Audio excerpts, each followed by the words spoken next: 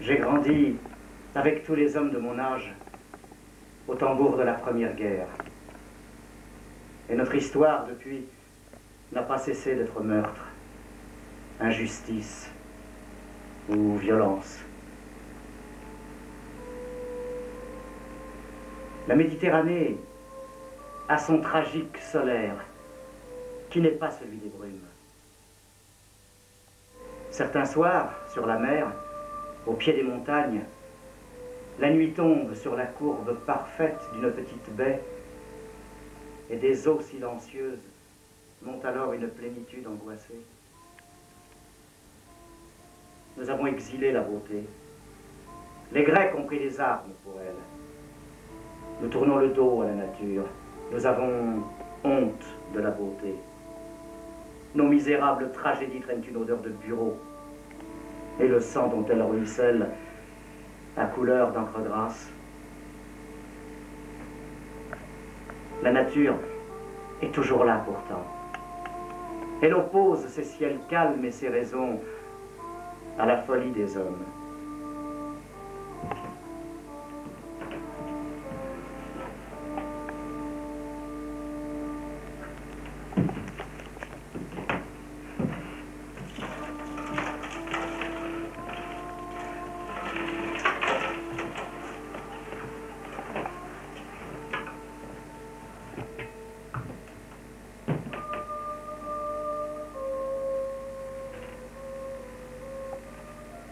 Au printemps, Tipaza est habitée par les dieux.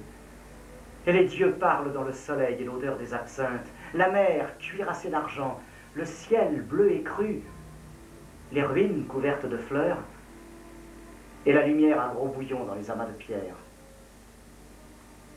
À certaines heures, la campagne est noire de soleil. Les yeux tentent vainement de saisir autre chose que des gouttes de lumière et de couleurs qui tremblent au bord des cils. L'odeur volumineuse des plantes aromatiques racle la gorge et suffoque dans la chaleur énorme. À peine, au fond du paysage, puis-je voir la masse noire du chenois qui prend naissance dans les collines autour du village et s'ébranle d'un rythme sûr et pesant pour aller s'accroupir dans la mer. Nous arrivons par le village, qui s'ouvre déjà sur la baie. Nous entrons dans un monde jaune et bleu, où nous accueille le soupir odorant et âcre de la terre d'été en Algérie. Partout, des bougainvillées rosâtres dépassent les murs des villas. Dans les jardins, des hibiscus, d'un rouge encore pâle, une profusion de rosetés épaisses comme de la crème et de délicates bordures de longs iris bleus. Toutes les pierres sont chaudes. À l'heure où nous descendons de l'autobus couleur de bouton d'or, les bouchers, dans leurs voitures rouges, font leur tournée matinale. Et les sonneries de leurs trompettes appellent les habitants.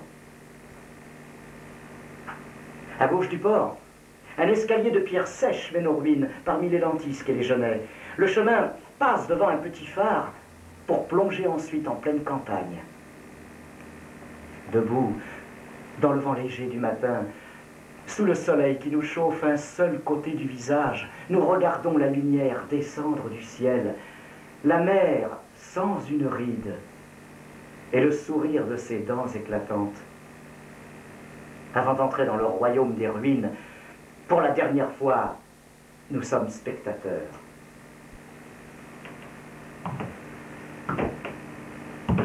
Au bout de quelques pas, les absinthes nous prennent à la gorge. Leur laine grise couvre les ruines à perte de vue.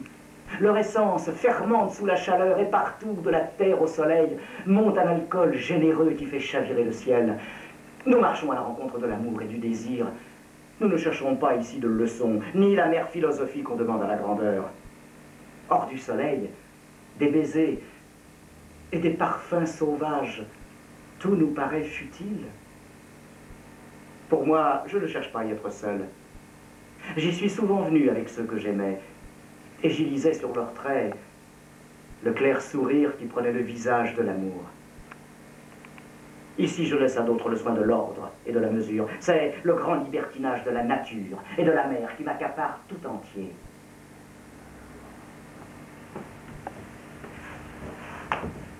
Dans ce mariage des ruines et du printemps, Les ruines sont redevenues pierre, et perdant le poli imposé par l'homme, sont rentrées dans la nature. Pour le retour de ces filles prodigues, la nature a prodigué des fleurs. Entre les dalles du forum, l'héliotrope pousse sa tête ronde et blanche, tandis que des géraniums rouges versent leur sang sur ce qui fut autrefois maison, temple ou place publique. Que d'heures passées à écraser les absinthes, à caresser les ruines, à tenter d'accorder ma respiration aux soupirs tumultueux du monde. Ce n'est pas si facile de devenir ce qu'on est, de retrouver sa mesure profonde. Mais à regarder l'échine solide du chenois, mon cœur se calmait d'une étrange certitude. J'apprenais à respirer, je m'intégrais et je m'accomplissais. Je gravissais l'un après l'autre des coteaux dont chacun me réservait une récompense, comme ce temple dont les colonnes mesurent la course du soleil et d'où l'on voit le village entier avec ses murs blancs et roses et ses vérandas vertes. Comme aussi cette basilique sur la colline est. Elle a gardé ses murs. Et tout autour d'elle, sur un long rayon, s'alignent des sarcophages exhumés, pour la plupart à peine issus de la terre, dont ils participent encore. Ils ont contenu des morts. Il y pousse à présent des sauges et des ravenelles. Sous le soleil du matin, un grand bonheur se balance dans l'espace. Bien pauvres sont ceux qui ont besoin de mythes. Ici, les dieux servent de lit ou de repère dans la course des journées. Je décris et je dis, voici qui est rouge, qui est bleu, qui est vert. Ceci est la mer, la montagne, les fleurs. Voir et voir sur cette terre, comment oublier la leçon? Ici même, je sais que jamais je ne m'approcherai assez du monde. Il me faut être nu et plonger dans la mer. Encore tout parfumé des essences de la terre. Laver celle-ci dans celle-là et nouer sur mon corps l'étreinte pour laquelle soupirent lèvres à lèvres depuis si longtemps la terre et la mer. Entrer dans l'eau, c'est le saisissement. La montée d'une glu froide et opaque, puis le plongeon dans le bourdonnement des oreilles, le nez coulant, la bouche amère, la nage, les bras vernis d'eau, sortis de la mer pour se dorer dans le soleil et rabattus dans une torsion de tous les muscles. La course de l'eau sur mon corps, cette possession tumultueuse de l'onde par mes jambes et l'absence d'horizon. Sur le rivage, c'est la chute dans le sable, abandonné au monde, rentré dans ma pesanteur de chair et d'os, abruti de soleil, avec de loin en loin un regard pour mes bras, dont les flaques de peau sèche découvrent avec le glissement de l'eau le duvet blond et la poussière de sel. Je comprends ici ce qu'on appelle gloire. C'est le droit d'aimer sans mesure. Il n'y a qu'un seul amour au monde. Étreindre un corps de femme, c'est aussi retenir contre soi cette joie étrange qui descend du ciel vers la mer. Tout à l'heure, quand je me jetterai dans les absinthes, pour me faire entrer leur parfum dans le corps, j'aurai conscience, contre tous les préjugés, d'accomplir une vérité qui est celle du soleil, et qui sera aussi celle de ma mort. Dans un sens, c'est bien ma vie que je joue ici. Une vie à goût de pierre chaude, pleine des soupirs de la mer et des cigales qui commencent à chanter maintenant. La brise est fraîche et le ciel bleu. J'aime cette vie avec abandon et veux en parler avec liberté. Elle me donne l'orgueil de ma condition d'homme. Pourtant, on me l'a souvent répété, il n'y a pas de quoi être fier. Mais si, il y a de quoi. Ce soleil, cette mer, mon cœur bondissant de jeunesse, mon corps au goût de sel, et l'immense décor où la tendresse et la gloire se rencontrent dans le jaune et le bleu, c'est à conquérir cela qu'il me faut appliquer ma force et mes ressources. Tout ici me laisse intact. Je n'abandonne rien de moi-même, je ne revêts aucun masque. Il me suffit simplement d'apprendre patiemment la difficile science de vivre, qui vaut bien tout leur savoir-vivre. Un peu avant midi, nous revenions par les ruines, vers un petit café au bord du port. La tête encore resplendissante des cymbales du soleil et des couleurs. Quelle fraîche bienvenue que celle de la salle pleine d'ombre, du grand verre de menthe verte et glacée.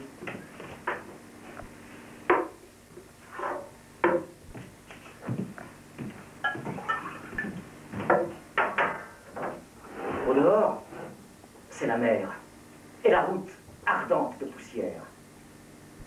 Assis devant la table, je tente de saisir entre mes cils battants l'éblouissement multicolore d'un ciel blanc de chaleur. Le visage mouillé de sueur, mais le corps frais dans la toile légère qui nous habille. Nous étalons tous l'heureuse lassitude d'un jour de noces avec le monde.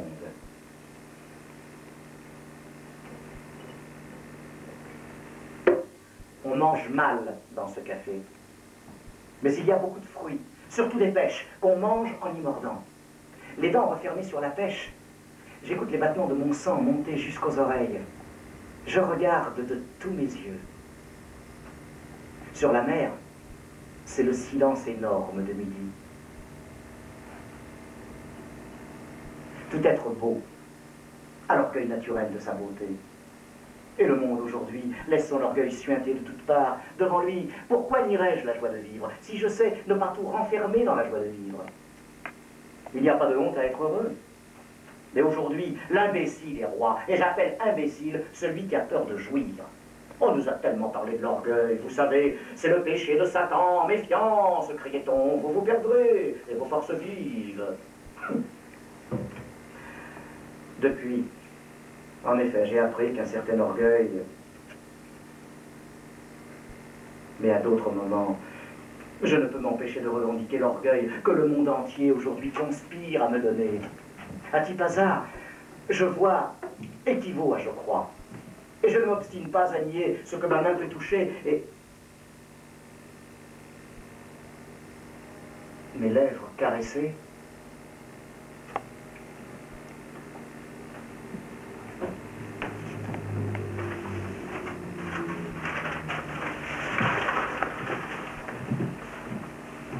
Je n'éprouve pas le besoin d'en faire une œuvre d'art, mais seulement de raconter, ce qui est différent.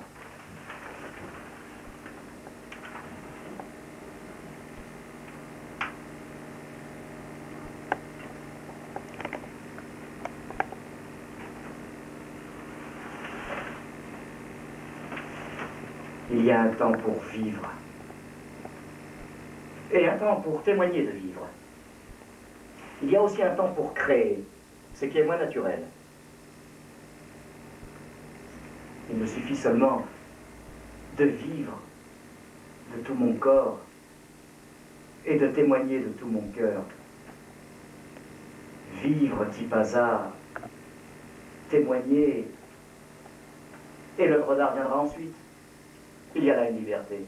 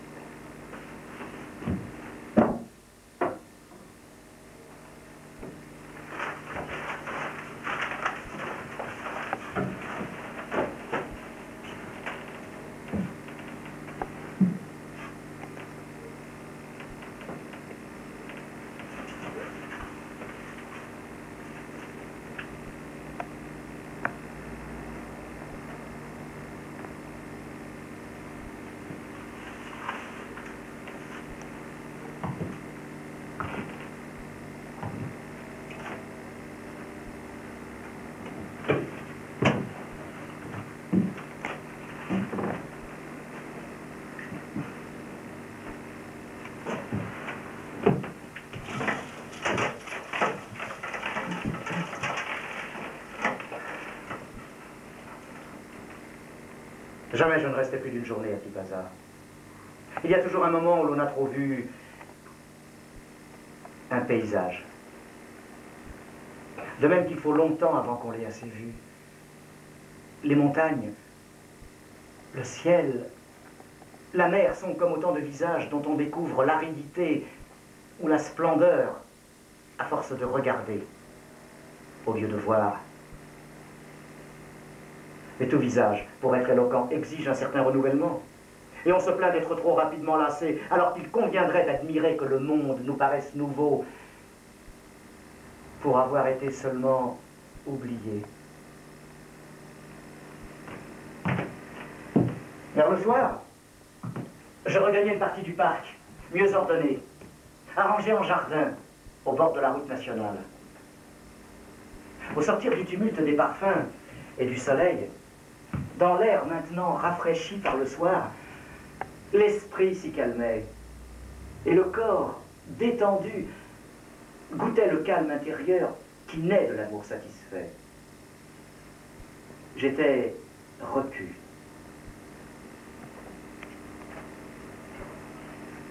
J'avais au cœur une joie étrange, celle-là même qui naît d'une conscience tranquille.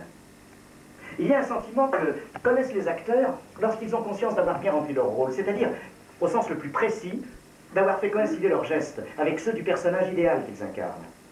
D'être entrés en quelque sorte dans un dessin fait à l'avance et qu'ils ont d'un seul coup fait vivre et battre avec leur propre cœur.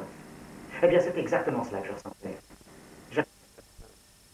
J'avais fait mon métier d'homme et d'avoir connu la joie tout un long jour ne me paraissait seulement l'accomplissement ému d'une condition qui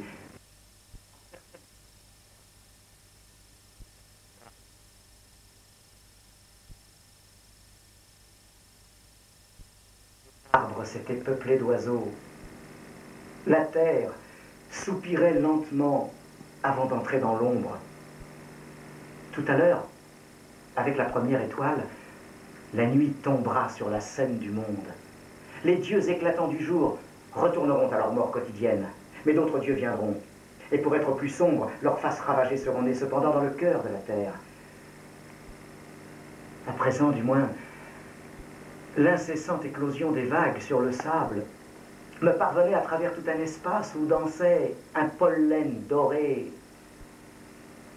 Mer, campagne, silence, parfum de cette terre. Je m'emplissais d'une vie odorante et je mordais dans le fruit déjà doré du monde, bouleversé de sentir son jus fort et sucré couler le long de mes lèvres. Non, ce n'était pas moi qui comptais, ni le monde, mais seulement l'accord et le silence qui de lui à moi faisait naître l'amour. Amour que je n'avais pas la faiblesse de revendiquer pour moi seul, conscient et orgueilleux de le partager avec une race tout entière, née du soleil et de la mer, vivante et savoureuse, qui puise sa grandeur dans sa simplicité et qui, debout l'été sur les plages, adresse ses sourires complices au sourire éclatant de ces ciels.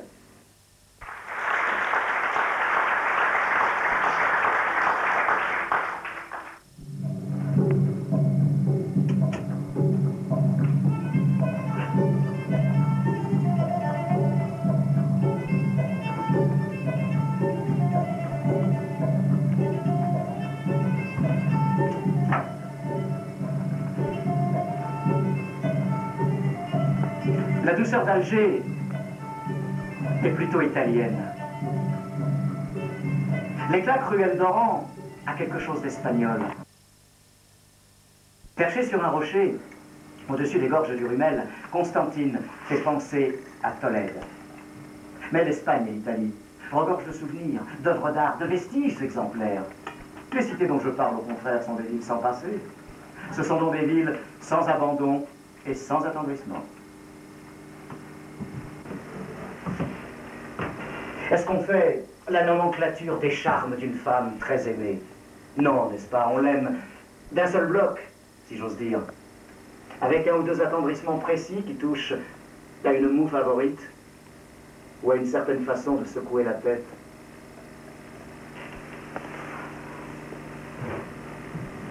J'ai ainsi, avec l'Algérie, une longue liaison qui sans doute n'en finira jamais et qui m'empêche d'être tout à fait clairvoyant à son égard.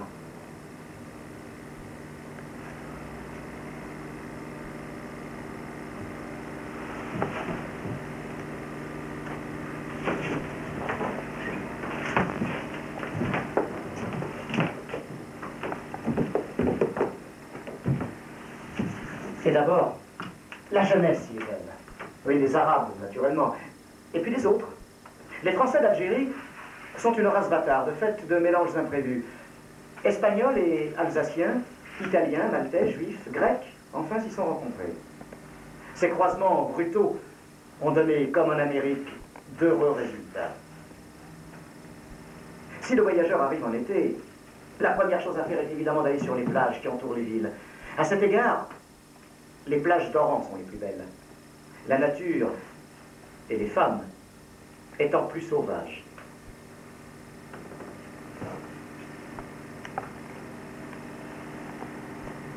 Pour le pittoresque, Alger offre une ville arabe. Oran, un village nègre et un quartier espagnol. Constantine, un quartier juif. Alger, un long collier de boulevards sur la mer. Il faut s'y promener la nuit. Oran a peu d'arbres, mais les plus belles pierres du monde. Constantine a un pont suspendu où l'on se fait photographier. Les jours de grand vent, le pont se balance au-dessus des profondes gorges du Rumel et